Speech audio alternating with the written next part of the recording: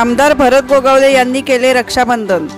महाराष्ट्रातील सध्या चर्चेत असलेलं नाव म्हणजे शिंदे गटातील प्रतोद आमदार भरत गोगावले। हे मतदारसंघामध्ये तळागाळात संपर्क असणारे नेते म्हणून त्यांची ओळख आहे। आमदार भरत गोगावले यांच्या घरी दररोज शेकडोंचा जनसमुदाय हा विविध कामानिमित्त येत असतो।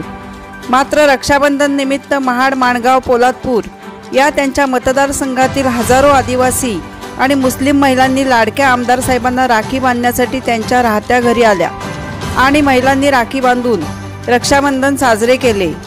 यावेळी लाडक्या आमदार साहेबांनी बहिणींना गिफ्ट म्हणून पर्सचे वाटप केले। तर या ठिकाणी आमचा निर्धार विजयाचा चौकार असा सेल्फी पॉइंट तयार करण्यात आला होता।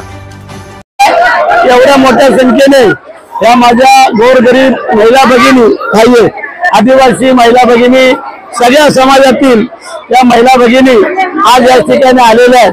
गेल्या वर्षापासून हा उपक्रम चालू केलेला त्याच मंडळीने आणि आज सगळ्यांना आपण पाहताय एवढ्या मोठ्या संख्येने या ग्रामीण भागातल्या भावाला ओवाळणी करणारे हा मी एकमेव आमदार असेल असं मला वाटतंय।